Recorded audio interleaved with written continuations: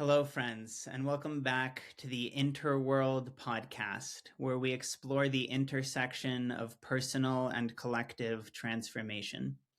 My name is Yasha, and I work as a PhD researcher in the field of holistic psychology and as a founder of the InterWorld Institute for Inner World Peace.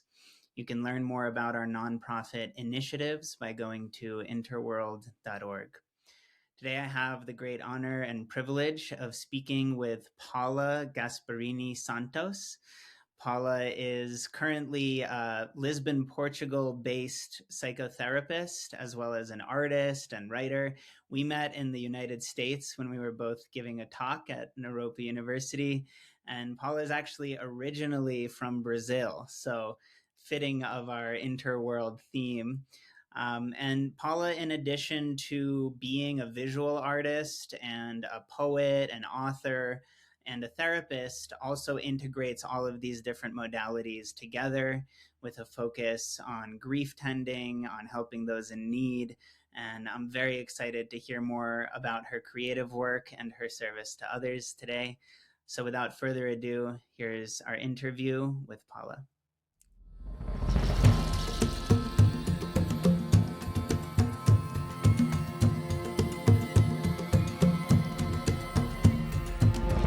Welcome to the podcast. Thank you, Yash. I'm happy to be here. Yeah, so glad you're here. So I know that we're going to get into all of these topics I just mentioned in some depth today, which is juicy and exciting. I just want to start by inviting you to share a little bit more about your own backstory, if there's any formative highlights, as well as your mission. What you're here to do is a big question, but if there's any aspects of your service in this world that you want to share as well, we could just start there. Sure thing. What I'm here to do, I'll start with the big question, because I think that question shapes a lot of these intersections that I've always both geographically been moving around the world, pursuing basically a deep education in the field, exactly what we're talking about, the creative arts and the marriage between arts and therapy. So a lot of my moving around globally was for pursuing that education and those avenues for where I can deepen this this beautiful passion I have for this work. Why I love this work is because of the connection, and specifically the connection that art and creativity lends us to. So there are places that are really hard to enter without certain tools. And personally, I use creativity as the main tool in all the modalities that I work through, whether I'm using poetry inside of prisons or art therapy, or my own work is around curiosity and creativity. And then with my clients, I have an art therapy background, so I seek connection in all these realms when I'm doing individual work with people. So in a simplistic way, I love connection. And I love connection to the really hard things, especially. So grief is a huge focus of mine, academically, clinically, creatively, because I think grief is a really hard space to enter. And so I've always pursued those deep, like dark, the shadowy sides of society, like entering prisons and sitting with really hard content, shadowy content. And the only reason I think I can do that work is because of the creativity, which brings in this light side, this playful side, this curious side. So on a way to answer a little roundabout of all of that, it's through connection and curiosity, I find myself doing everything that I do. Yeah, beautiful. I love it. It's such a good illustration of the overlap and intersection, not just with my own work, but with the core themes that this whole podcast and our nonprofit tends to revolve around, because you're combining healing with a psychological focus, psychotherapeutic healing. But from what I hear, there's this holistic component to it, that includes perhaps spiritual perspectives, somatic components, and so on. And then you're bringing that psychosomatic, psychospiritual work of helping the world, of helping others, helping society, together with this deep process of bringing out one's own creative potential and expressing it through the arts. So it's really rich material. And I know that we're going to circle back around to your own roots and your own travels a bit. So if you're ready to move into visual art, maybe we can focus on that now, if you want to get into that, or if there's anything you wanted to add first about kind of your background or where you're coming from, we could start there too. Yeah. Sure. And I would say my art background starts in my roots.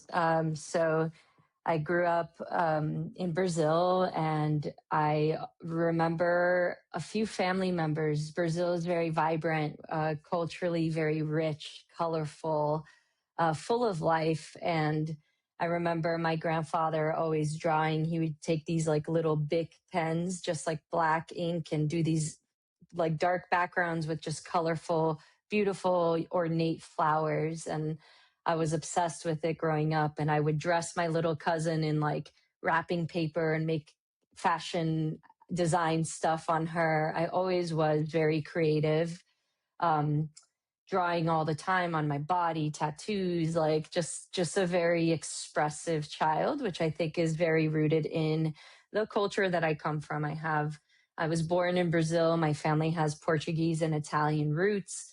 I grew up very much with my grandmother as the matriarch of the family. She was this beautiful Italian woman, very expressive in her love.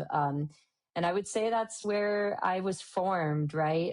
I left to the United States, immigrated pretty young. I was about 7, and it was a big culture shock. Even though we went to Miami, which is Latin America in the US. I learned Spanish before I learned English, but it was still a very different life that was hard to adjust to, because we went from huge family systems to nuclear family only, a language I didn't speak, food that wasn't as vibrant and delicious, no parrots sitting outside my grandmother's window, no grandmother. It was a lot. And I would say both my art and my grief started in that immigration. And my art, I think, began as a journey of self-discovery. So very much before I knew art therapy was ever a thing, art was my therapy, and all these changes that I had to go through from an early age. And I remember just in the United States, especially around high school, when I started to really develop a level. I honestly don't consider myself a skilled artist. I do consider myself an artist, but I'm not skilled at the craft of it, but I'm very expressive and creative. And I just loved it. I lived in the ceramic studio. I was always painting in my room. And I had a father figure, my mom's best friend, that became basically such a supporter. He would see me make art, and he was like, you got to show this. You got to like do something with this. So like my desire to share my art started really young.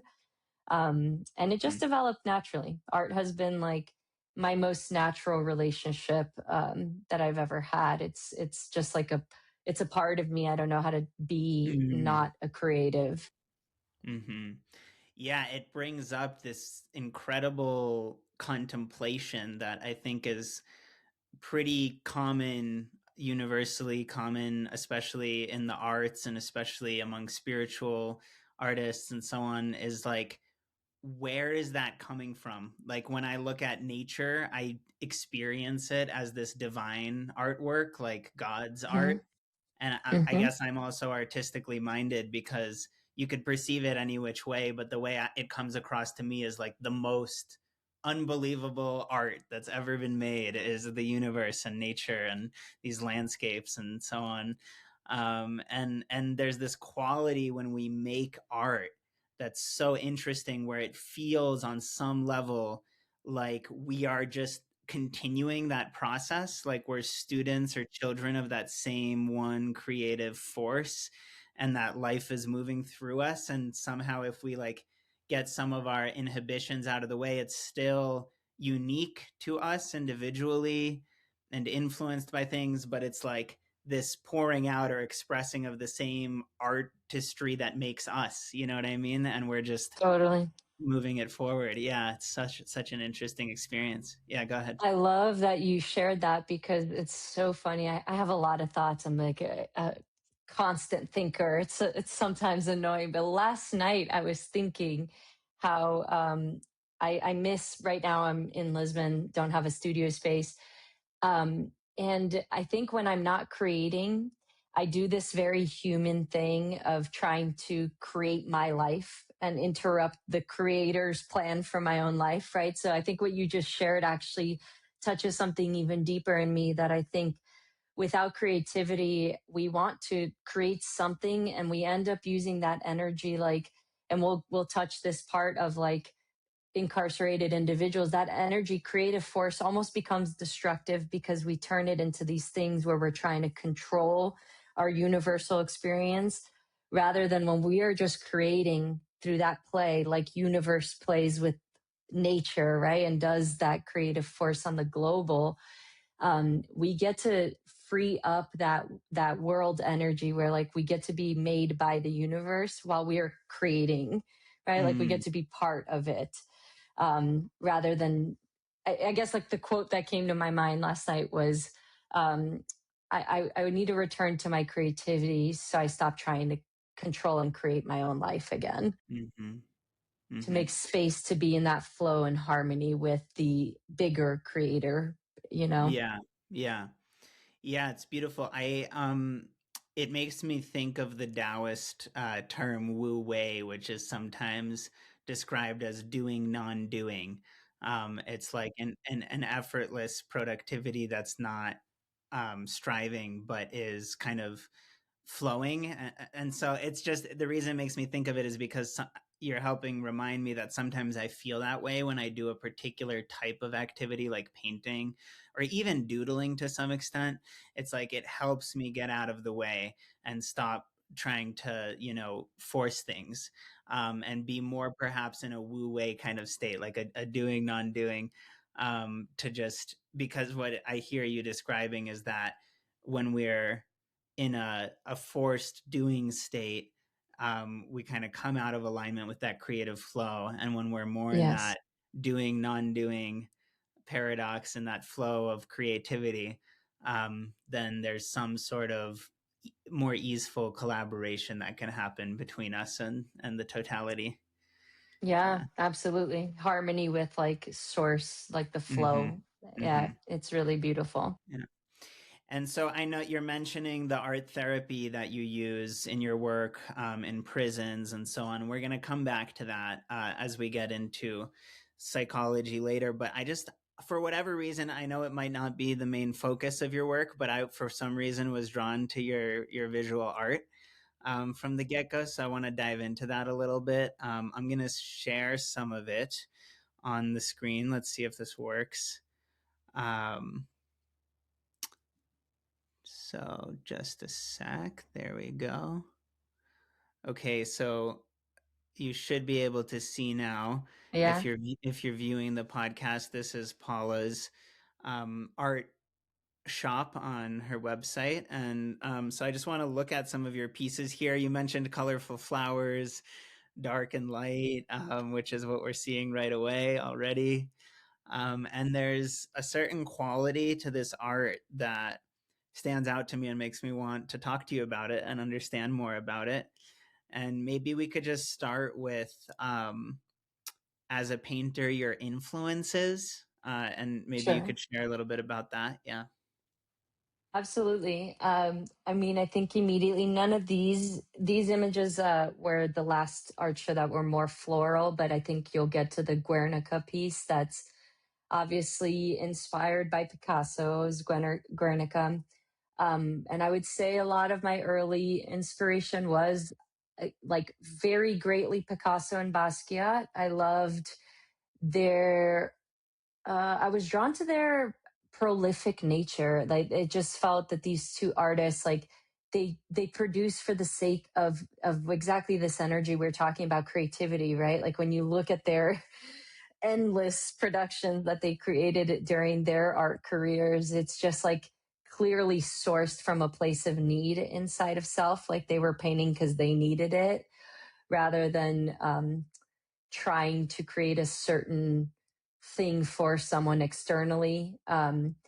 I always liked the faces, the way Picasso just allowed shapes to become things. And then I loved Basquiat's way of incorporating words into his work, as you see in this one here. Like this one says, grace is not soft nor tender. Um, it just like being able to add my poetry to the art pieces has always been a big part of what I love doing as well. So I would say those two were the biggest influences during my life. And then honestly, I only started painting in college. Prior to that, I was a ceramic artist. And I had a professor who basically saw that I was always trying to add color to my sculptures. And he was like, hey, have you tried 2D art? Like, I think you might be a painter and you're trying to be a ceramist. And I certainly was a painter trapped Mm-hmm. in a ceramics approach. Mm-hmm. So, Wow, look at this one. It's called Love's Guernica. So this is probably part of what you were referring to with the Picasso influence. Do you want mhm. to tell us a little bit about this piece and what it means? Sure thing. So this piece in its current form, it's the third form. So behind it, you can see kind of the gray palette. So this piece began in 2020 when we were going through COVID, and it was up at Boulder Museum of Contemporary Art for a show that they were doing around COVID when we were still very much wearing masks and isolated.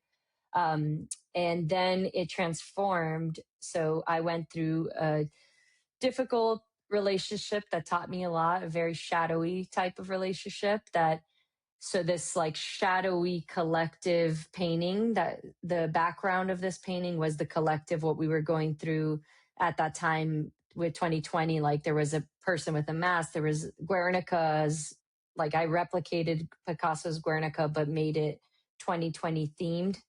Mm. And then it became Love's Guernica as I was going through the grief of that relationship. I transformed it in an organic way where it was representing kind of the war within myself as I learned in this relationship. And it became this piece, Mm-hmm. which I love. Yeah, yeah, I love it too. It's great. I think I also just love Guernica. I've been drawn to Picasso's Guernica since high school. I think I might have written a paper on it Awesome. because it stood out to me.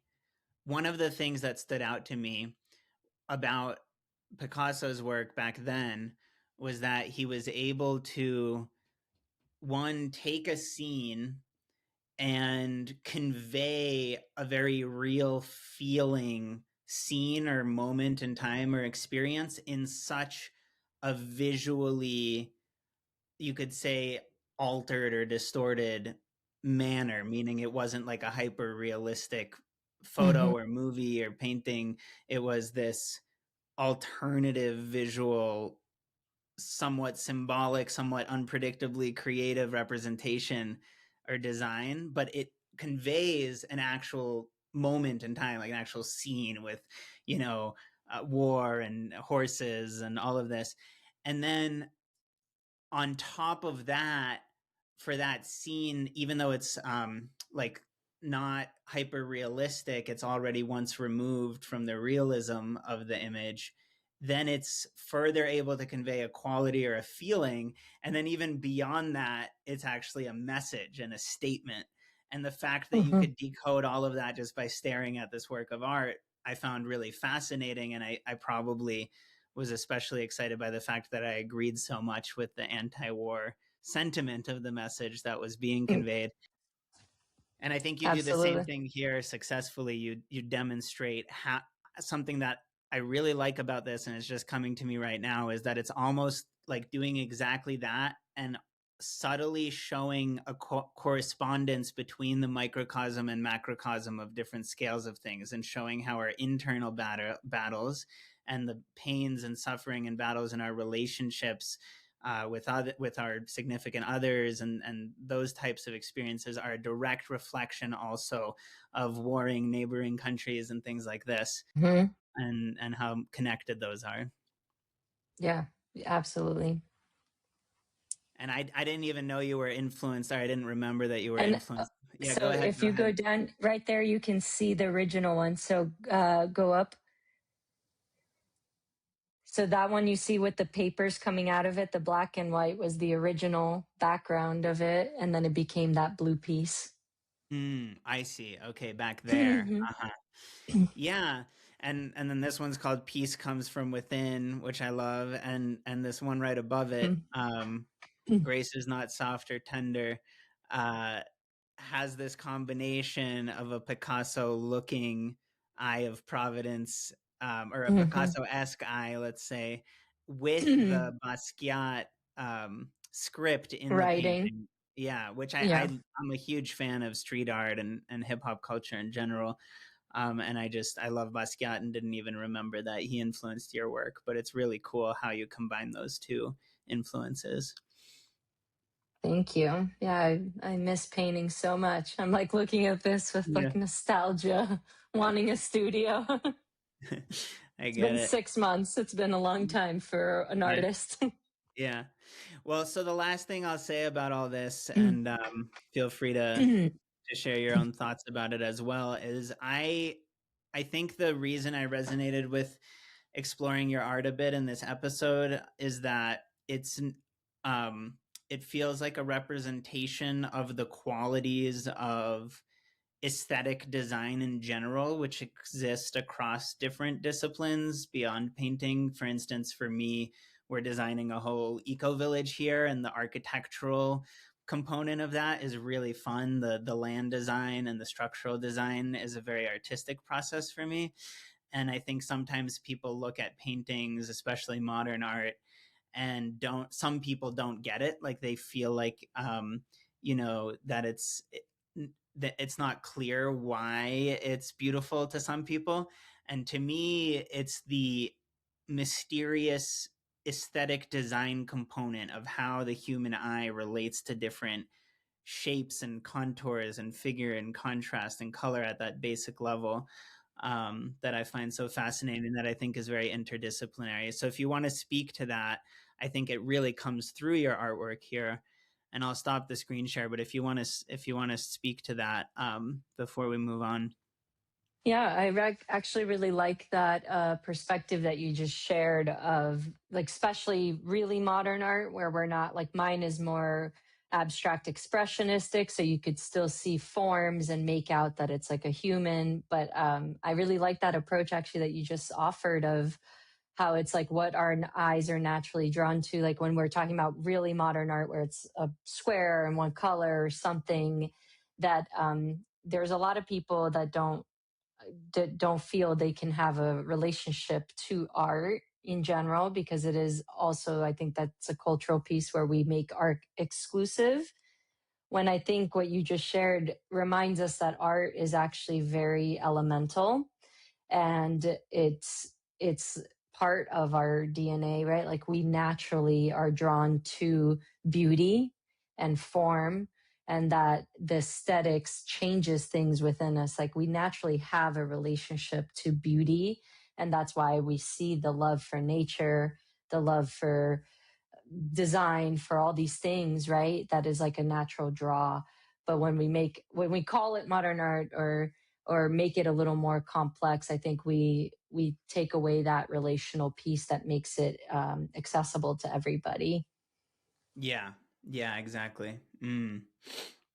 Well, we could linger here forever, but I'm just grateful that we got to look at some of your art. And I want to get into the writing, which is another really exciting territory of creative expression, which I know you also integrate with your therapy and work in prisons and so on. But I just want to hear a little bit about your writing process and your writing project. We're both writers. I know that we're both at this very moment in the final stages of a giant nonfiction manuscript process in our own ways. And I know you're also a poet, and so maybe you could share with us a little bit about your writing, just to get the topic started. Sure. I'll tie the same intro that like art was always my companion, and I always felt that writing was like uh, my like affair. I kept it hidden forever. It was the most vulnerable thing I had, just poetry, writing. Like I kept it in journals for so long. It was like my most inner self-reflective moments always came through in my writing, more so than the art. The art felt integrated and more universal themed, where the writing felt so personal and fragmented. And so I would say for 33 years, it was my little secret lover. And then in the last 3 years, it's become a lover that I know has given me more than anything, that I'm like, oh, I need to share this lover with everybody. Like I need to expose the truths that I've discovered through this to others, because the act of writing has helped me understand myself and other and humanity so much more than anything else has. Similar to how I approach my art, I approach my writing very stream of consciousness. I don't have a plan. I like to be in that flow energy, almost like something is being channeled through me rather than me forcing something out. And writing just gives me deeper access. And where we met was my decision, right? That presentation was my decision to share my writing and share this theory that developed from years of writing and years of self-contemplation through poetry and journals and self-reflection and essays. But yeah, very, very beautiful part of my existence that now I'm very open to letting others into. Still so tender and vulnerable, though. Yeah. Well, if you're willing to continue on this theme of sharing your writing, even if it is vulnerable, since we met at that moment, and it's part of this interview, I wanted to invite you to share an example of a poem that you've written with our audience, and maybe we can just sit back and listen. Sure thing. Okay. I'm going to share, since grief is another lover, I'm going to share a poem on grief. This one's called The Most Generous Giver is Grief. What if when life gives you space, takes things away in loss, you welcome that vacuousness as a gift? What if grief is just that, a gift? I know this sounds dismissive because we all know that grief rips us apart. But again, what if that is the gift? That it shatters your world as you know it, your identity, your relationships. It creates a necessary break, dismantling the illusion of permanence. It forces a rebuild, like a forest that burns to remake herself. And in her fire, grief teaches us to imitate nature. Grief makes us encounter metamorphosis in a forced, heavy, and unchosen type of way. Grief beckons the caterpillar entering the chrysalis into a forced helplessness, where one must dismantle self to settle into uncertainty, called into full surrender. And when you begin to understand the gift of grief, you realize that what you have been calling grieving, grief calls the butterfly breaking through the cocoon. So good. I feel like I'm in a poetry club, so I should snap, because I think that's what the poets do. So good. Yeah, when you first read this to me, I mentioned how much it reminds me of Rumi's The Guest House, which I think you know, but it's just, I love Rumi, and I really like the similarity between your poem and that specific Rumi poem. because they're both conveying such a similar attitude, or like suggesting, promoting, maybe unintentionally, such a similar attitude of welcoming supposed so-called misfortune as an opportunity. He talks about sweeping your house clean, um, and for some, next unexpected visitor, in terms of the sorrows and joys of life. And I love the way that your poem also portrays that attitude towards life, where things falling apart, to borrow the title of Pema Chodron's book, things like falling apart and seeming disaster, seeming chaos, seeming crumbling of something that may be time for it to go. It may be, expiring, and that is compost for the inevitable What's to come. process. Yeah. Yeah, and Yeah. and maybe that's an oversimplification of the poem, but you do a great job of conveying like more of the felt sense, the overall felt sense of that kind of struggle and attitude of, you know, plying and needing, like Khalil Gibran says about love, is gonna Mm, like knead you like dough and bake you in the oven. It's like this wrestling with the angels of life, and sometimes it's painful and sometimes it's pleasant, but the pain may be at least as useful as the pleasure, because it's um, keeping us more uh, free from our grasping to illusory mirages that will pass sooner or later and are just, hmm. So anyways, that's my that's my That's long-winded your. interpretation of your I poem, but love it. I think yeah. it's open for interpretation, and I think I love like that you work the soil, right? And I think like in both my art and writing, I take like my wisdom comes from nature. It's not my own, right? Like I tapping into that universal higher power. That's where inspiration comes from, right? Like I see that word of inspire is like to be with spirit.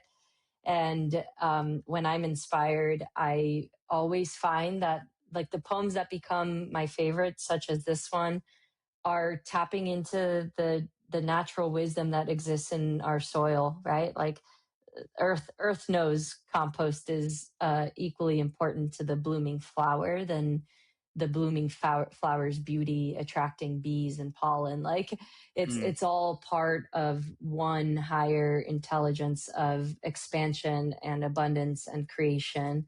And so I love treating the human psyche in the same way of there is no material that's not generative. There's no mm, material that's like here to destroy us. Like the material is here to destroy what isn't real, to make space for what is.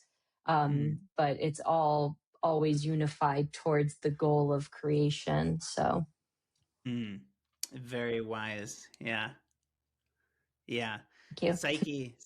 Psyche is also, Greek for soul, and there's this similarity between the word soil and soul. They're both like the hidden influence that under the surface lying at our feet, but everything grows out from that. So it's an interesting parallel there. Do you want to share anything about, because you're talking about inspiration and ultimately it being universal?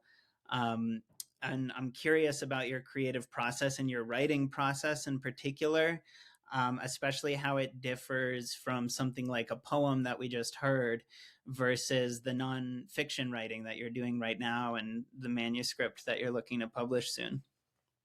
Sure. Um, oh my. Mhm. that book that book has been beautiful. So yeah, the book is temporary title right now is The Art of Loving and Losing. So similar to this poem, speaking on that cycle of love and grief. The difference I would say between poetry writing or this nonfiction is only really my patience. And I know that sounds simplistic, but the manuscript has required a patience with self that was very important for me to learn as a Latina woman. Patience was not one of the things I was raised into. So, and what I mean by that is that this manuscript, this poem is talking about a big theme, but I have a limited space, so it has its own form and its own container that helps keep my big personality, big thoughts, big inspiration into a small space. So poetry contains me, whereas this manuscript, I found myself wanting to talk about everything from God to the soul to the soil to grief to the clinical work I do to I literally wanted to make this book touch everything that I have ever touched. And then I had to have a real confrontation with myself that not a single thing can hold it all, and that I have to trust that by talking about the main principle, which is the topic of grief, that in its own way that will touch everything because of how I will be willing to explore the roots of grief, the expansive parts, the universal, the collective, the personal, but keeping it in that one place rather than everywhere I wanted to go with it. So that patience has taught me also about not believing in scarcity, right? That if I don't include it all, that I'm missing anything. And that also ties into this nature wisdom of how even the thing that we isolate when we're looking at it, like compost or suffering or pain or grief, it's all interconnected.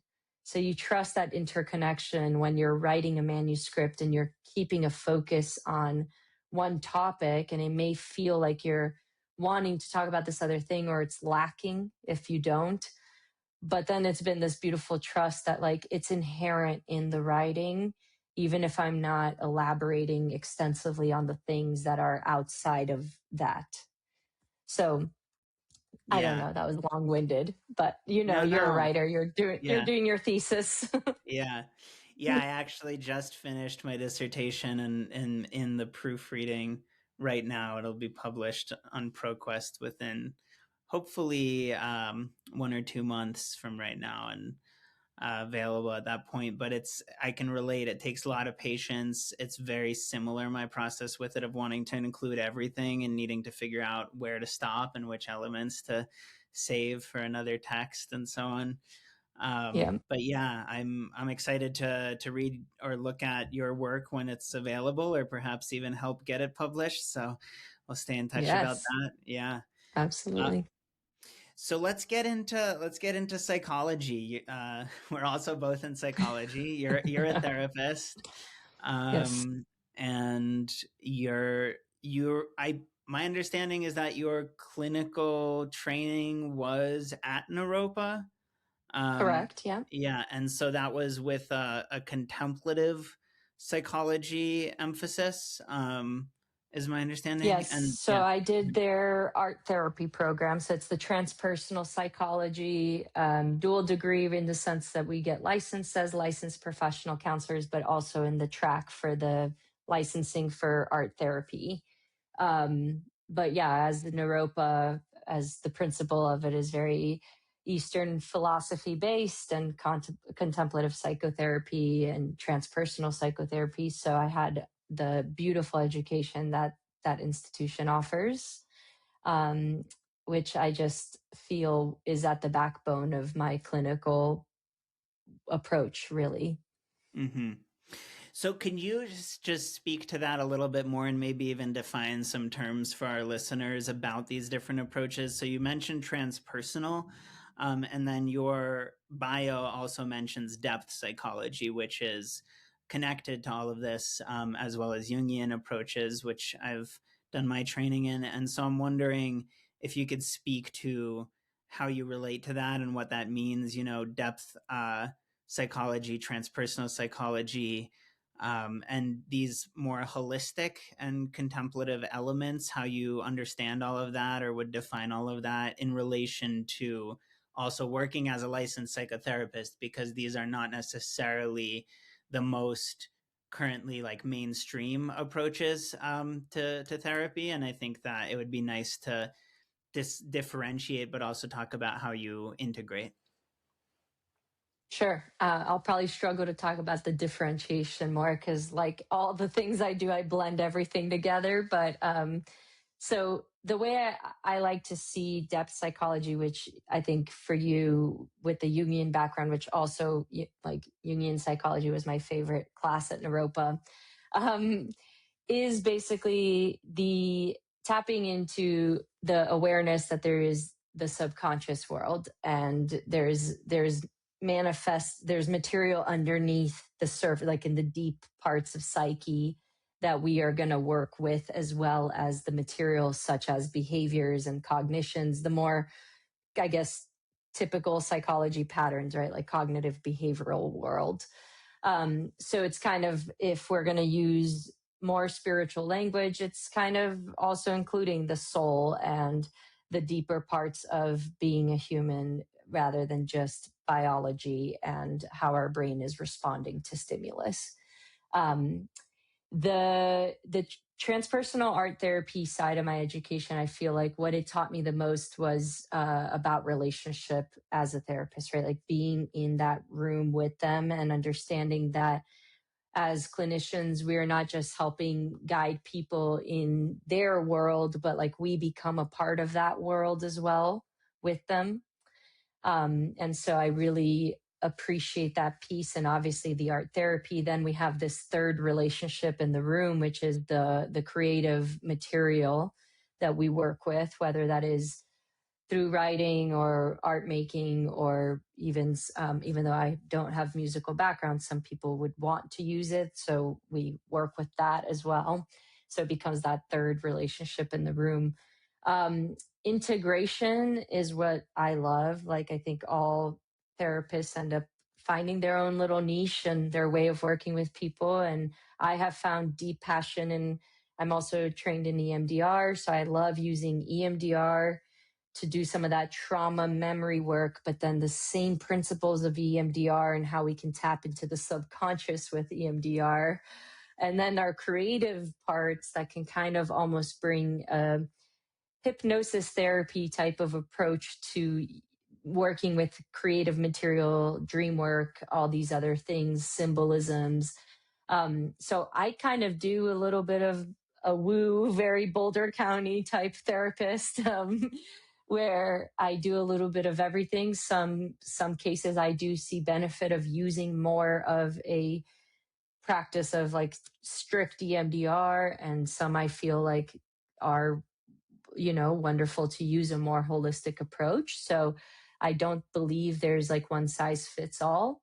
Mm-hmm. I think depending on the culture of the client, their comforts, their abilities, their interests, their openness, like, so I really love that I got trained at Naropa because I felt like it gave me both. Like it skewed way more on the holistic, but I was trained in the clinical parts as well. And then pursuing the EMDR training at Denver University after, got a more very clinical training with that. And I love bringing science with spirituality. Like, I think they coexist beautifully. And my approach is very much a little bit of that blend. Mm-hmm. Mm-hmm.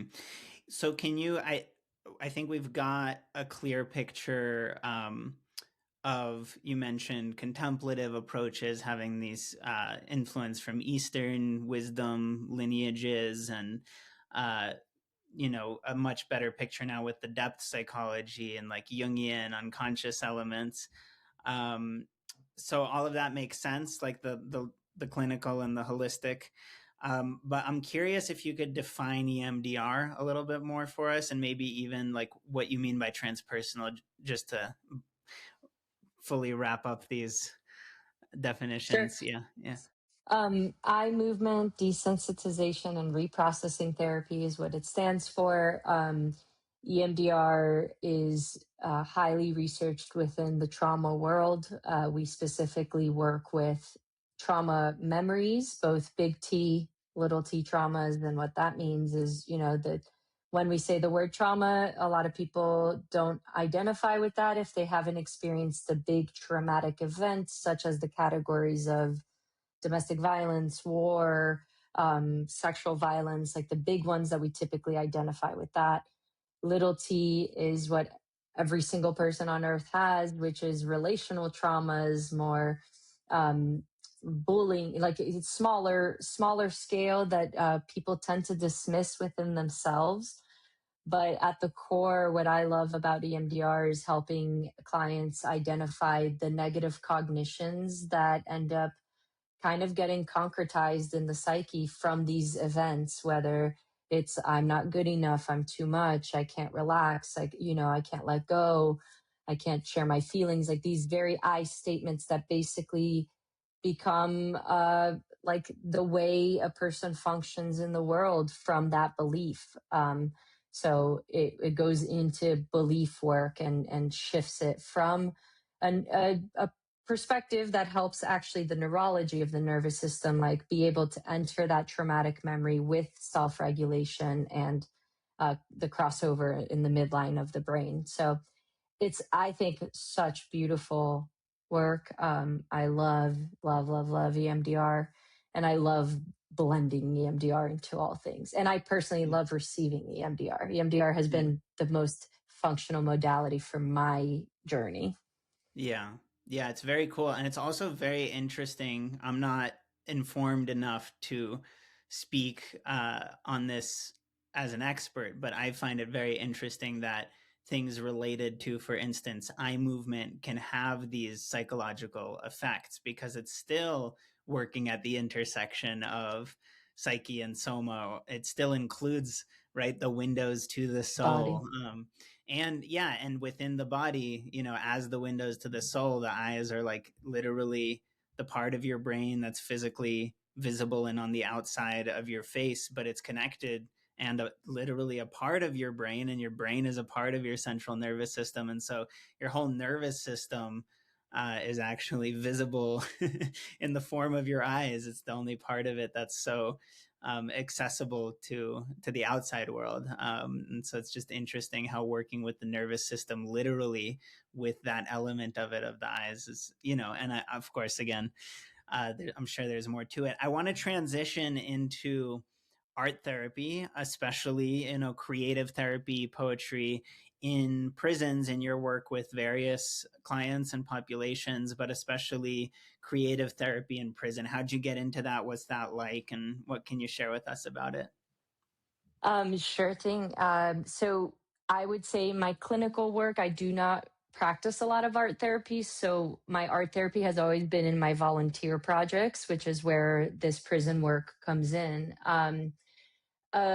The history does feel important here in the sense of, not to overshare any personal part, but I'll share just a little bit of, I experienced some levels of victimization as a child and became very curious at an early age of what makes a person who is supposed to love you also be capable of hurting you. That was like an early question I had by age like 13.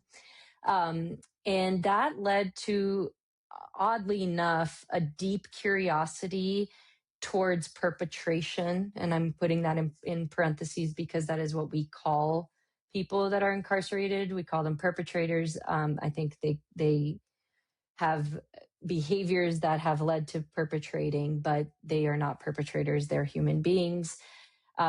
So that work started in college. Basically, I wrote a forgiveness letter to who had caused me a lot of pain in my life, and became extremely curious about that niche of population, basically those who were in the fence side of the pain.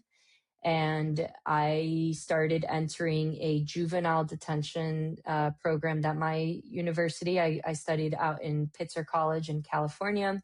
Great school, super hippy dippy too, very artsy. And we would go in and teach spoken word poetry, graffiti art, and poetry to young men in juvenile detention. And I was young, I was 18.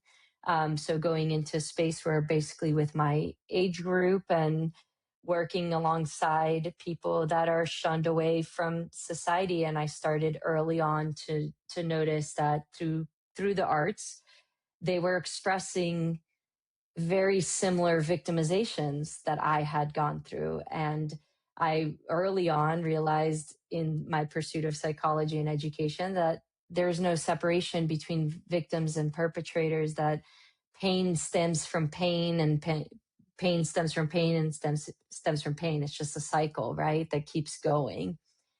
And so that was the backbone of it that started that work. We did a really cool project. Our university allowed, we submitted a mural proposal for us to get the guys' artwork to be able to come out and be in our school. And for a long time, the school had that mural, and every student we had in the juvie, they were able to participate by creating their own image. So then it started also this like very passionate side of me of bringing conversations about this population that we kind of tuck away and don't talk about. And that kind of started through like, how do I get this art out? How do I get the art out? Because the art makes it approachable. Like, so many people are afraid to talk to incarcerated individuals or to even enter curiosity about them, because we're taught to like hate them and be like, they're the cause for all the pain in the world. That I wanted the art to do what art does best, which is connect and put down walls and make difficult places approachable. And so I fast forward, go to Boulder. I'm in grad school at Naropa. I have this passion always to do whatever community I'm a part of, I like to do some sort of community work. And I was up in Longmont and got, oddly enough, the Elks Lodge to donate money to me to start a art therapy group for recently incarcerated, so men who were in reentry. And while I was in grad school, I would volunteer and just had this little art group with anywhere from 6 to 12 men. The numbers vary depending on if they ended up recommitting a crime and returning to incarceration. And we would sit in the basement of the Elks Lodge, super dungy little place. And I had art materials donated, and we would just create art together. And I got to see more transformative relationship happening there, specifically one individual who transformed his whole life. And still today, I know he's doing great. And I was able to get him an art show in Longmont at one of the galleries on Main Street. And that was really beautiful. Like, there had been family that had disconnected from this person for many years that came to support this art show. So I just saw how strong art was to connect fragmented parts, not only in them, like as I was working with incarcerated men, like to heal their wounding that made them wound others, but then to heal the connections on the outside world, and then the collective conversation around these topics of good and evil, like breaking those duality walls. And the biggest work I did was when I moved to Tallahassee, Florida to pursue a doctorate that I ended up not doing, but was very close with a professor in the doctorate program. And together we initiated a art therapy informed program in a really cool prison just outside of Tallahassee, where we were going in. It's in Madison County, and they had an established art program that was huge. And I might get emotional. This wonderful woman I got to work with, she passed away suddenly, but she had created this like as the backbone of this prison. And it was like the men were living inside art dorms, surrounded by art in the prison. Their behavior was exceptional because of this art program. Like, they were bonding like men that in prisons we would not see even talking together because of safety and being in groupings that naturally happen. They were all living together in these dormitories, teaching each other art skills. Like, self-taught artists leading art classes, art history classes. Like, it was just the most phenomenal place. Rolanda Mitchell is the most phenomenal human I've ever met in my life. And I got to work alongside with her to and my professor, Dave Gussack, to create a program where we were deepening the men's relationship to art to be a little bit self-inquiry based as well. Like how art can not only serve building their community as their program already did, but how it can be a tool for self-healing since they don't have access to psychotherapy and all these other things. And we were able to get 2 exhibitions in Tallahassee with their artwork because we were supported by officials who typically don't support these things because it's just extra work for them since prison systems are, for profit. And this was just beautiful. And I wish I actually had some of the images to share here because it's just phenomenal work, but I'll send you some and you could post it with the video because it's just like there's a soap sculpture that's made out of soap and it looks like marble and it's the most phenomenal thing. And to just see how everyone got so creative with the limited resources and materials to work with and the amazing scale artwork that they were able to create. And the most beautiful part yet again for me was the families coming to the art exhibition and getting to see their family member through a creative lens now, not as a destructive person, right? Like they got to see the intact creative person that still exists in that individual who committed a crime, a destructive crime. Mm-hmm. Whew, goosebumps. It's sorry, good stuff. I'm real passionate on that one. I can go on. It's so, talk about inspiring. I love these topics, and when people work with any vulnerable populations, chaplains and hospice and children and prisons and all of these types of service to underserved communities, it's just always, I get goosebumps when I hear, creatively and holistically minded people that are working in those areas talk about their experience of it. It's just so like powerful and inspiring and meaningful. So thank you for doing that and sharing about it. Yeah. There's a lot I resonated with in what you shared. Especially this separation that we imagine between the us and the them in our minds so often in our society and our paradigm of thinking.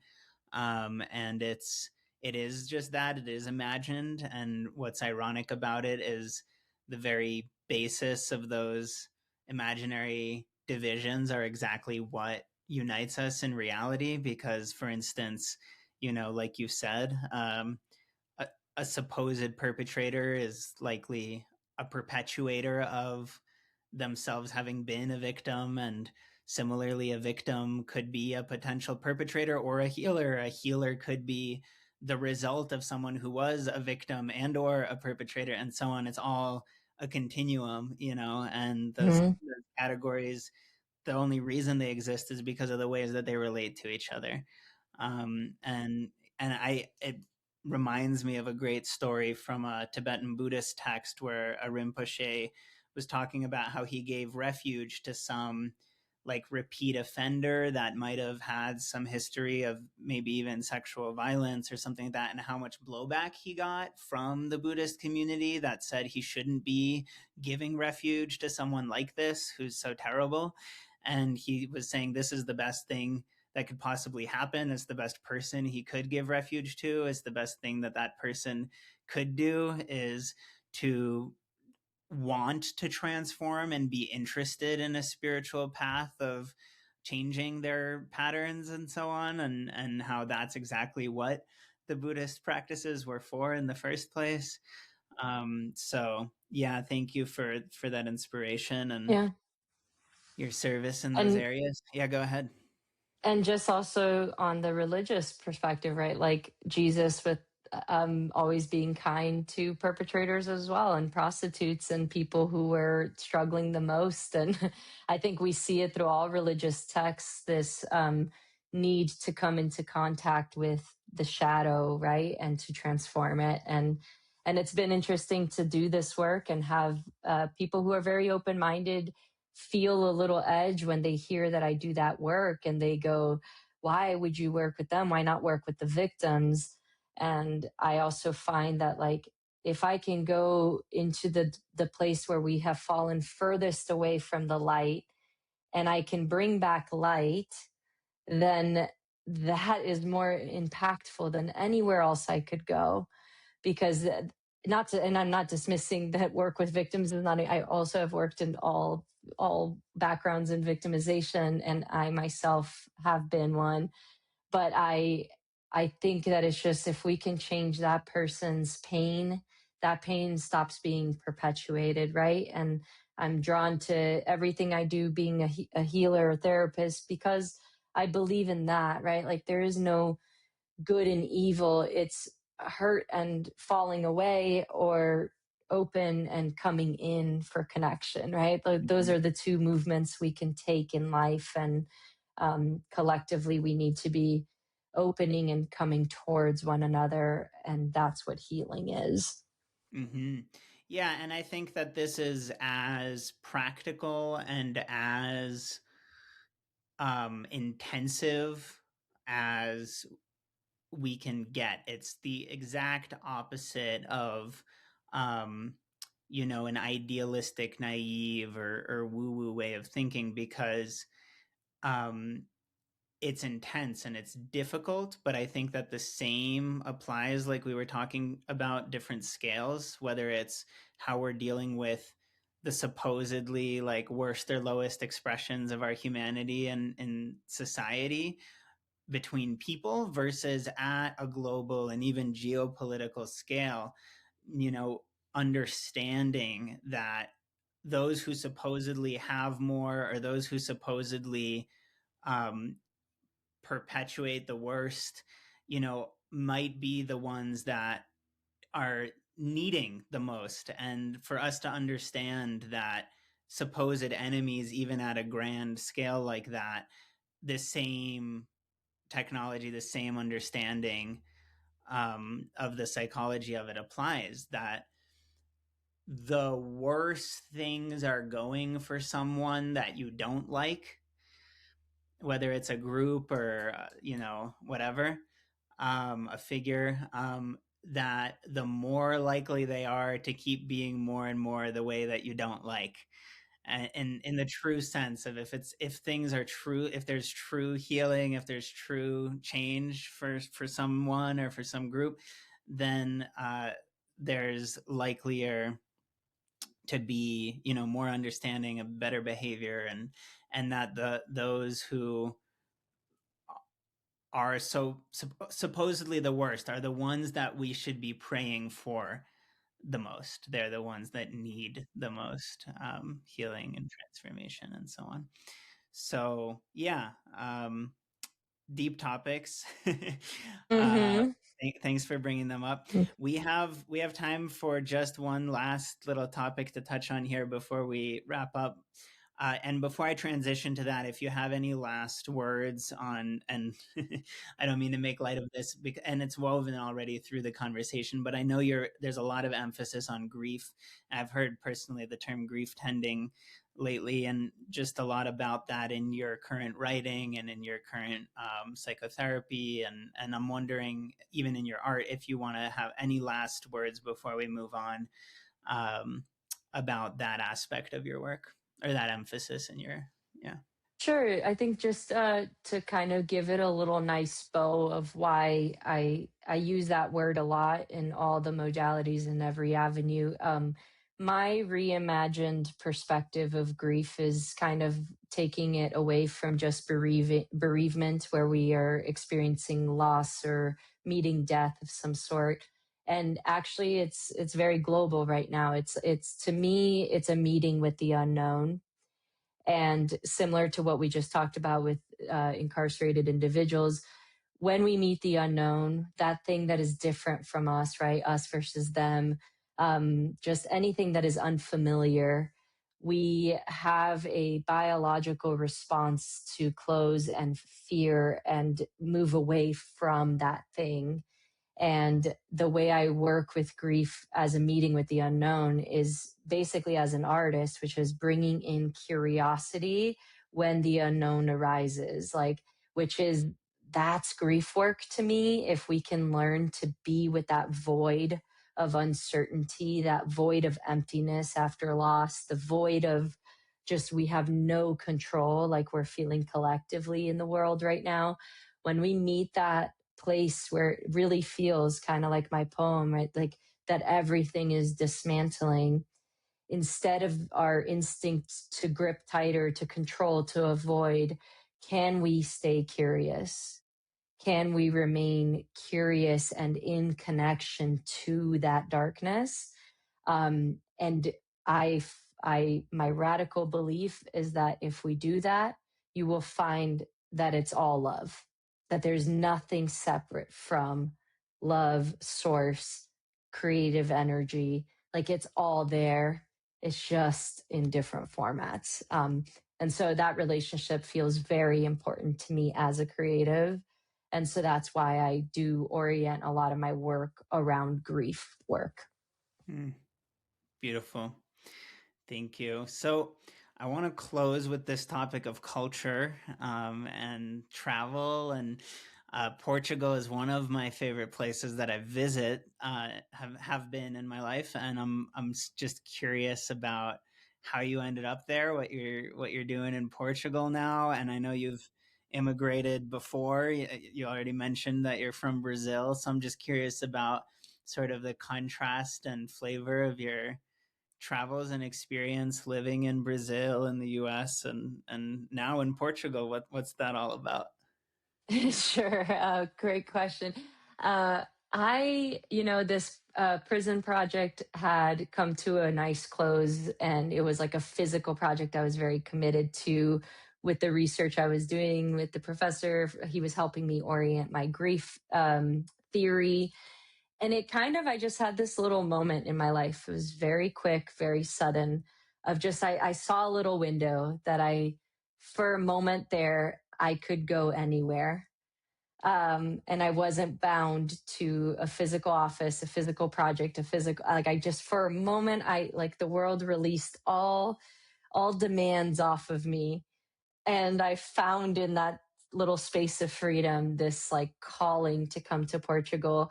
I'm very hippy dippy and believe in ancestry, and I'm very Portuguese. Like my name is Paula de Oliveira Santos, is like very Portuguese.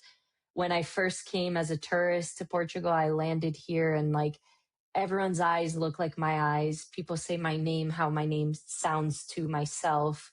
And framework there is from age 7 to 35, I was in the United States, where it's very culturally different from me. And so like when I touched the land in Portugal, it just felt like home. And when I got that little moment in time where there was like, okay, I could do this, I could leap, I could just like let go of everything I know and just go there. And I did.